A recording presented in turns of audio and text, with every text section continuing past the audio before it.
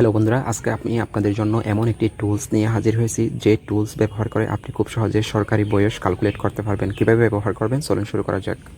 আমি আপনাদের জন্য নিয়ে আসলাম অসাধারণ একটি টুলস, যে টুলস ব্যবহার করে আপনি খুব সহজে সরকারি চাকরির বয়স ক্যালকুলেট করতে পারবেন। তো কিভাবে আপনি এই টুলসটি ব্যবহার করবেন এবং সঠিকভাবে আপনি সরকারি বয়সের যে আপনার তারিখটি রয়েছে সেটি দিয়ে খুব সহজে কীভাবে আপনি আপনার বয়সটি বের করতে পারবেন, এ টু জেড সকল বিষয়গুলো এই ভিডিওতে আমি তুলে ধরার চেষ্টা করব। এবং আপনি যদি জানতে আগ্রহ করেন কীভাবে খুব সহজে সরকারি চাকরির জন্য বয়স ক্যালকুলেট করতে হয়, তো অবশ্যই আপনাকে ভিডিওটি শেষ পর্যন্ত দেখতে হবে।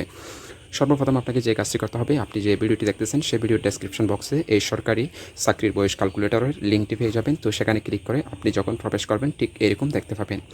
তো এরকম দেখার পর আপনাকে যে কাজটি করতে হবে, একটু স্ক্রল করে নিচে আসতে হবে। নিচে আসার পর আপনি এখানে দেখতে পাচ্ছেন যে আপনার বয়স হিসাব বের করুন। এখানে বলতেছে যে আপনার জন্ম তারিখ, ঠিক আছে।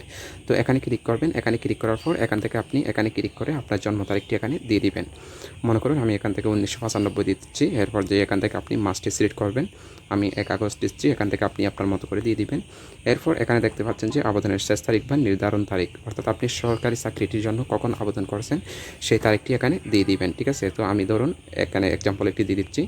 এরপর এখান থেকে যখন আপনি বয়স বের করুন এই বাটনটির উপর ক্লিক করবেন, তখন অটোমেটিকলি আপনার বয়সটি এখানে দেখা যাবে, ঠিক আছে। আপনার 30 বছর 10 মাস 0 দিন, ঠিক আছে। এইভাবে করে আপনি খুব সহজেই সরকারি চাকরির জন্য বয়স বের করতে পারবেন। তো এছাড়াও যদি আপনারা না বুঝেন তাহলে এখানে কীভাবে আপনি এটি কি কেন এবং এখান থেকে চাকরির বয়স নির্ধারণ কীভাবে করবেন, এটু যে সবগুলো বলে দেওয়া হয়েছে। আপনারা এখান থেকেও তথ্যগুলো খুব সহজেই জেনে নিতে পারবেন। তো বন্ধুরা, আপনারা যদি নিয়মিত এরকম প্রয়োজনীয় টুলস সম্পর্কে জানতে আগ্রহ করেন, অবশ্যই আমি রিকোয়েস্ট করবো আমাদের ওয়েবসাইটটি নিয়মিত ভিজিট করার জন্য এবং অবশ্যই ইউটিউব চ্যানেলটি সাবস্ক্রাইব করার জন্য। তো সবাই ভালো থাকুন, সুস্থ থাকুন। আর ভিডিওটি যদি আপনার ভালো লাগে আপনার বন্ধুদের সাথে শেয়ার করুন। ধন্যবাদ।